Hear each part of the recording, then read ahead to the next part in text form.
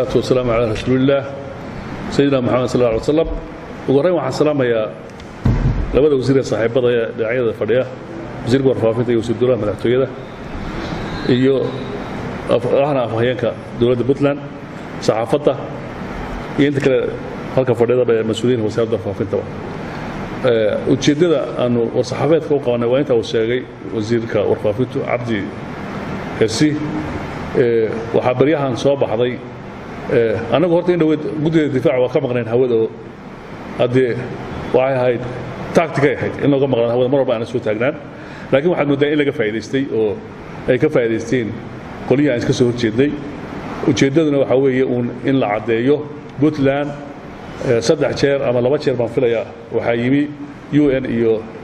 IGAD oo Soomaaliya ay xubin ka tahay labadaba gaar ahaan Puntland ay ka mid tahay waxay ka hadlayeen mandateska ay lahaayeen oo ah nabad in arrimaha ka taagan sool lagu dhameeyo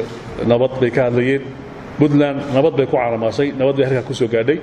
Puntland waxay rabtaa nabad bay rabtaa laakiin nabad ay rabtaa ma aha gurigaaga inta soo gala nabad qaadanaya waxay la kulmayeen xukuumadda oo madaxweynuhu ugu horeeyo madaxweynaha iyo wasiiro waxay la kulmayeen baysimada reer sool ama sool iyo sanaag iyo cayn oo badan oo halka jooga iyo isimo kale oo reer Puntland waxa laga wada hadlay waxa weey nabad baan rabnaa laakiin nimanka ku noqdeen dhulkoodii nabad weyn rabnaa waa run waa inay ku noqdaan dhulkoodii deegaankaada ku noqdaan laakiin iyagoo halka jooga oo 100 iyo 200 kilomitir oo dhow gudaha ku jira Puntland nabad baan rabnaa ama gamadhan ku noqonay idiguna tukraq taga hada in laga yeermaayo way ku mahadsan yihiin IGAD iyo UN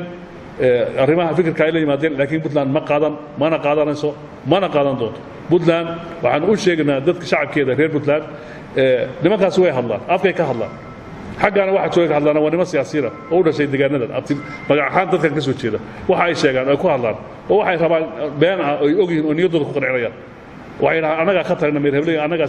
shacabku raacay ismadii u badnaa ee gobolkaasi ee Puntland halkan ay joogaan waa ogna موقفكودنا وعدي UN ووجي هاي إيجادنا ووجيه وحنا لسلقات هل موقف لسلقاتين دولة يسمى رير بوتلاند هكون قضين دجان كأي هاين أو يقولوا كيسو أوك مركز بنا وضع قضاء هذا الكلام أنت أي كوتشيران هذا ولا دجالة ودعيا ذل كان حوق بلغة على ذيك بحوار ما شرطه وحلا يراها نمط بلغات وحاسس وارو وش قدرت كذا بينتا ولا اعتراف هذا يدور قررنا وقبل كاميرا الصومالية وقبل مديدة وقبل سومالي الديدة وقبل وقوي قلبات وحنا لبح عيد مدينة هذه اللي بحوار دجال ودعية وحنا أول شيء شعب كثير بوتلاند والله بالله تالله دجال ودعية أنا يدي داطي والله ودعية هذه أنا كبحنا وسوي قلنا خسابة كبحنا وكنا قلنا الكودي وعي كي ما دري كم مسؤولة وجدنا أمسكه قوانين تاسهين وأنا ما هسنتين أنا لو ديار قوة دجال يدفع عندنا خسابة ذلك لما كان ما أعطي قوانين وسطا وبسنتين